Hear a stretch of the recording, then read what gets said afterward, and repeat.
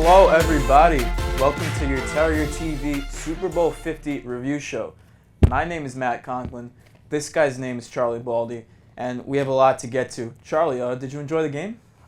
Frankly, like all the previous Super Bowls I've watched, I once again enjoyed the Super Bowl. I mean, you can't really go wrong with it. I mean, you have two of the best teams battling out. There's so much money invested, commercial-wise, Super Bowl boxes-wise. So, and as always, there's always a lot to cover for this Super Bowl, which I hope we could get into today.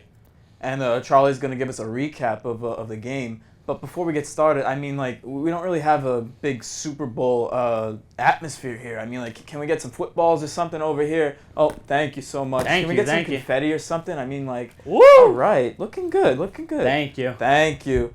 All right, so without further ado, Charlie, if you want to give us the highlights. Thank you, Matt.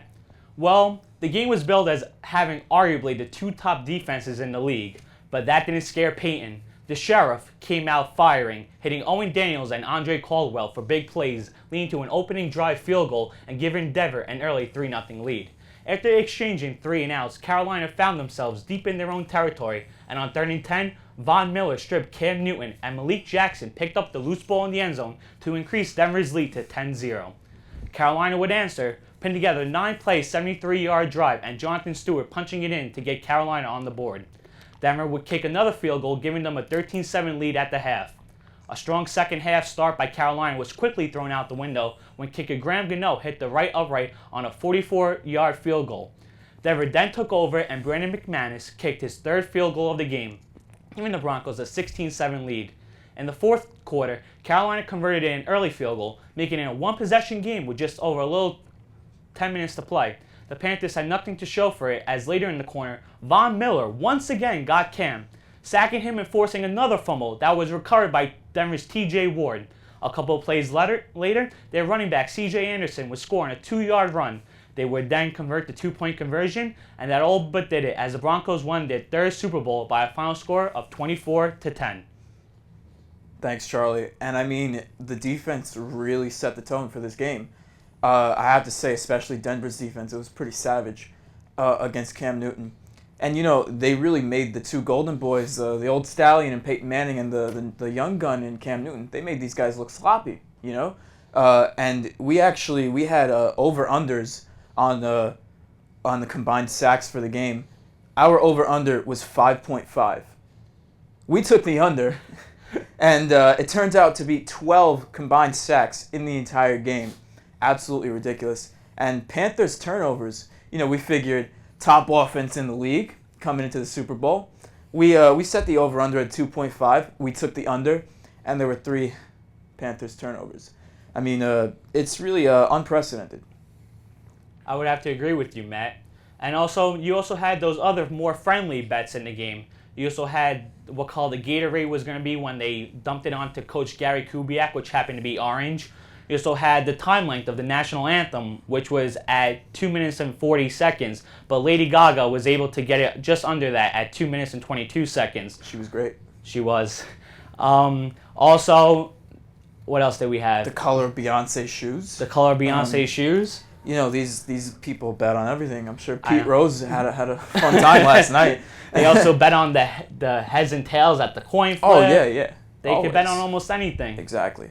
So what did you think of the halftime show?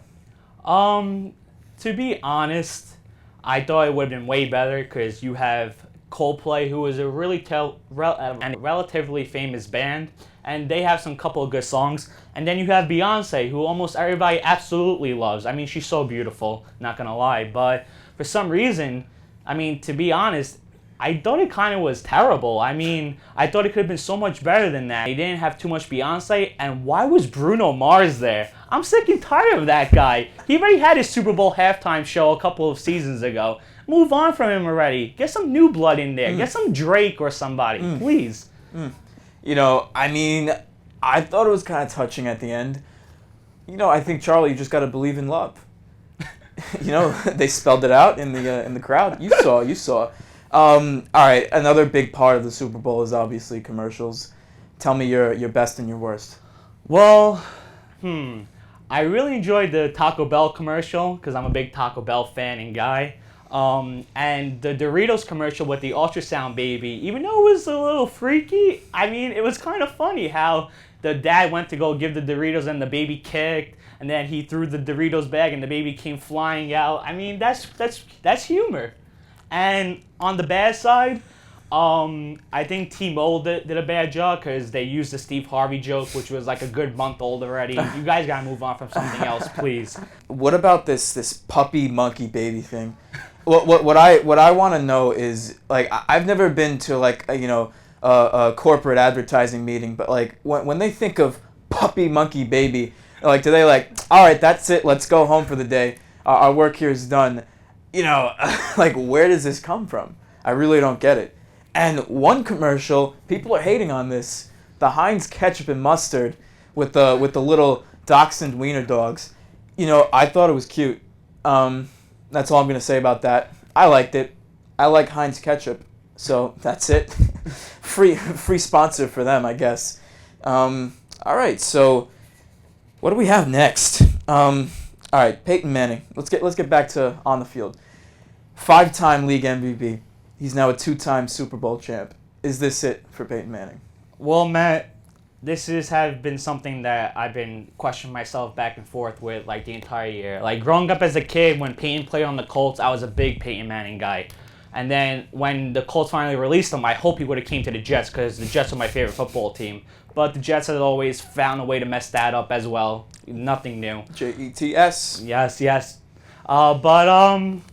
I mean, I don't want it to be it, but I think it has to be it. By the constant neck surgeries that the guy has had, and his arm just doesn't, like, he doesn't have his usual Peyton Manning stuff. And you saw that game after game this season. He had the plantar fasciitis in his foot also, which slowed him back. And I think the injuries with the neck, the shoulder, and the foot, I think he's going to have to call it a career. And listen, it was a great career, but at least now he can go out on top as a winner. Exactly.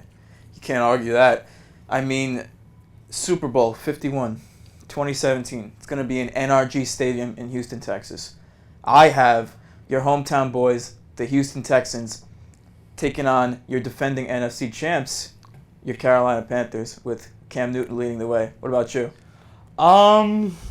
Well, as of right now, I mean, the favorites are probably gonna be Carolina and Arizona again. Right. And in the AFC, it's probably gonna be New England and Pittsburgh. Always. But I'm actually gonna go with a couple of dark horses for next year's Super Bowl matchup. Really? I think if the Minnesota Vikings could somehow get some playmakers on the outside and receivers, I mean, they already have that stellar defense. They have one of the best running backs in Adrian Peterson.